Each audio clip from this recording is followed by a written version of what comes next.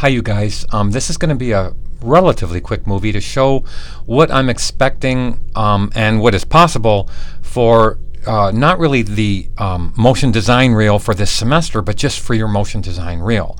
To start off, Amanda Rogers has given me her material for her motion design reel. But before I even looked at it, when she was sitting in the room, I had her look at a couple of the students. And I want you to first watch these, and then I want to break these. I know you've seen these a million times, but I still want you to see it in terms of what is your content for your motion reel, and how does a motion reel different from a motion/portfolio reel. So here is the motion reel of Justin Lemon. I'm going to turn it down and I'm going to talk over it. So Justin has his logo intro, as you can see. He broke the MTV into two sections. That's an Illustrator file, that's a rotoscoped video file, that's the MTV logo again, that's 1, 2, and 3. Then he broke it up for 4 and 5. That is an Illustrator and Photoshop file. This one is a complete 4-second version of a start to finish. This is the end of the rotoscope, end of the MTV. That was the also end of the 4 and 5, and now here's the end, and he ends with his brand. So in order to look at this, we're going to see that he has taken layers out of Illustrator, and I had him do a couple more things than what he had brought in the first 2 or 3 or 4 versions. He actually did this one, and I'm going to tell you in the way to set up your motion reels. I want to stop that. The way to set up your motion reels, I gave everyone an example of how to work in Illustrator. So look at how, forget this little thing off to the right here, but look at how he set up this whole set of 2 layers, the number 2 and the circle on the outside.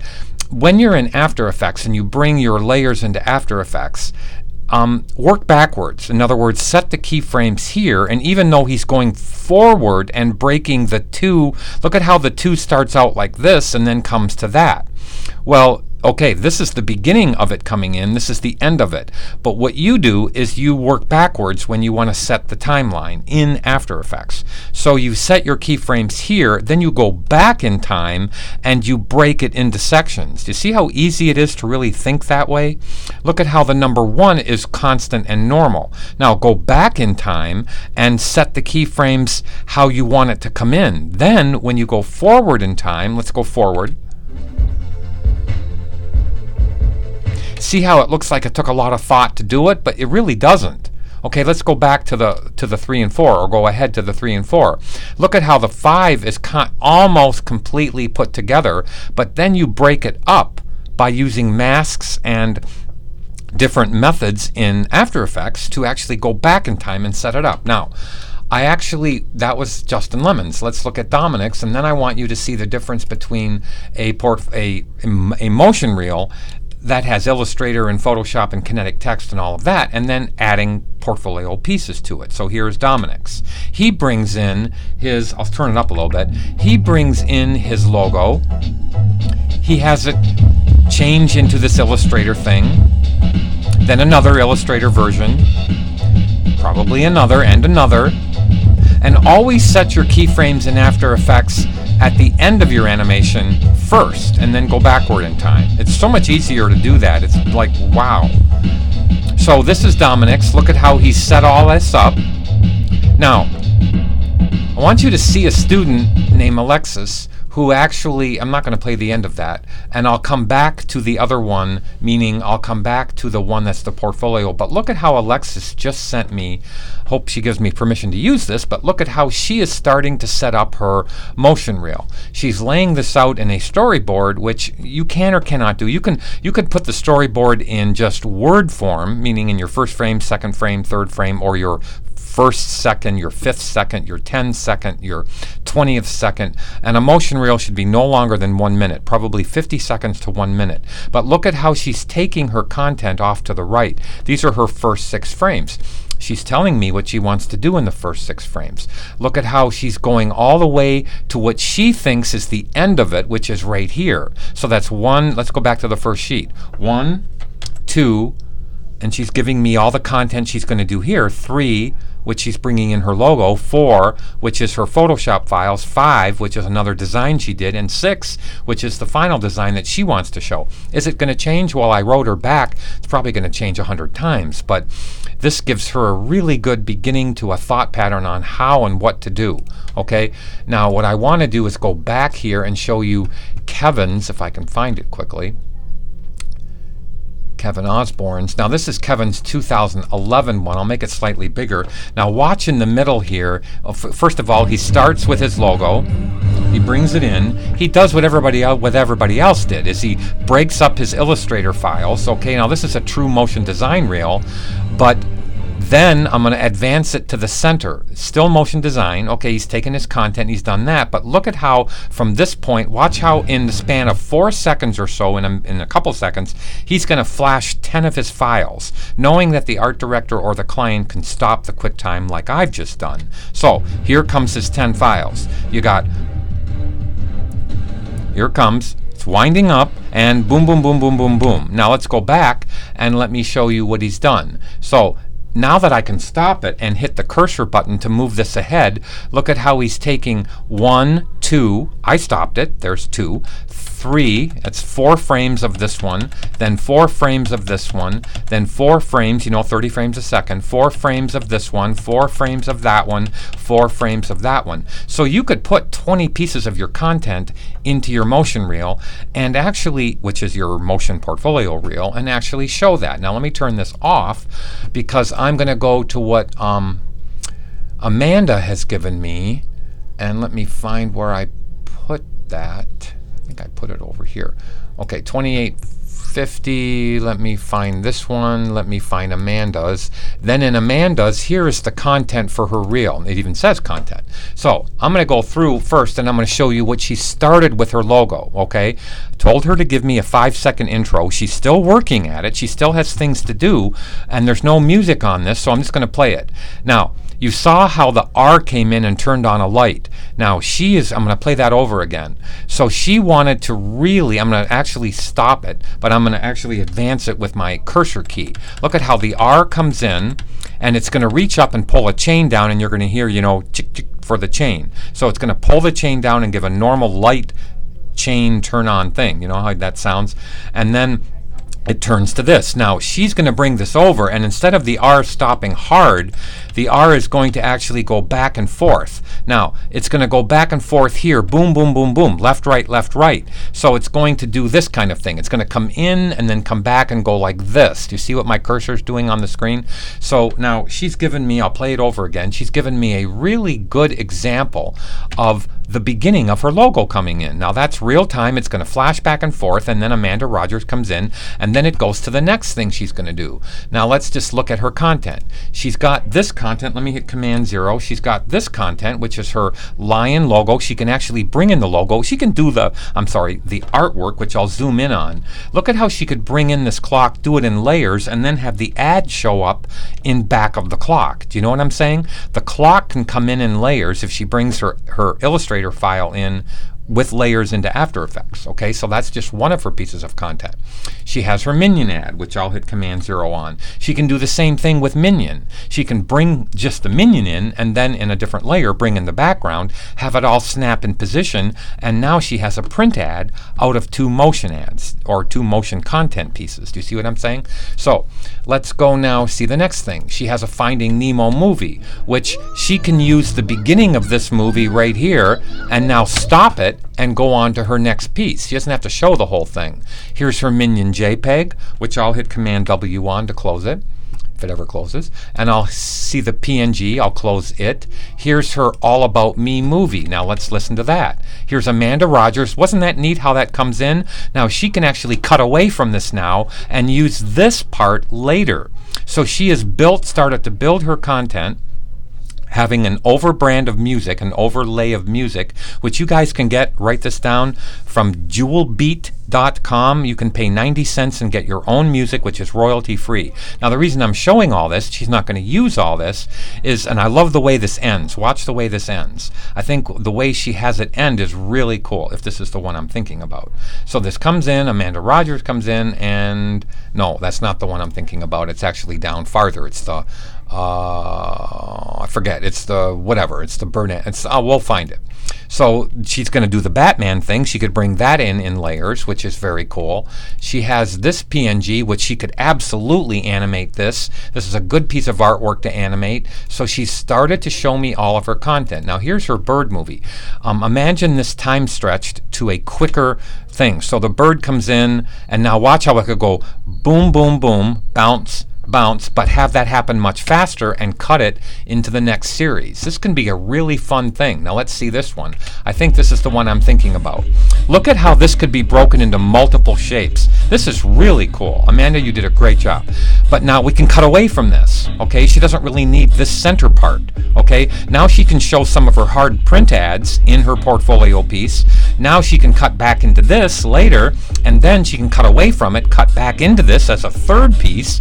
So every time she does it, it's like 2 seconds. She's got some great graphics going on here, and now that ends. That is beautiful. That would add the flavor of everything I said that, let me go back. Look at how, let me go to the 2014 one if I can find it quickly. Now that would add the content like what David Holm has done. Let me go to, was it Justin who had that one done in the center? Yeah, it was Justin right here. Watch how this one is just a series of shapes. Watch. It comes in, boom, snap, snap, and boom. Okay, now let's go backwards and let's see that one cut out. Look at how that's just a bunch of layers. Look at how I'm going to actually put this in the asset file. It'll be in the motion design asset file, so you guys can actually download Justin and Dominic's movie just to get a feel of it. I might even put Kevin's movie in there just so you can get a feel of what other people have done. Now let's keep on going. Here's her energy poster. I'm hitting Command 0 on it. Look at how she can bring that in as one of the pieces, just like Kevin did. Here's her, you already saw her logo movie. Here's her minion in wireframe and the motion reel content, which now it's 13 pages. Now watch what she's done. This is what she wants for the content. This is what she prepared for me just to show me the content of what is going to be in her motion reel. And that's perfect. Now, let's put that actually on page 12. Okay, there's 13. Let me turn that off. Remember, I gave you Alexis's storyboard. She is storyboarding herself to her motion reel. And you don't have to finish this by the semester end. You can work with me over the summer or next fall, all the way until when you graduate, even after, to get your reel completed. Now, I hope that's given you a pretty good insight. I want you can stop the movie now if you want to, but I want you to see Brandy Greenway's full circus movie for a second.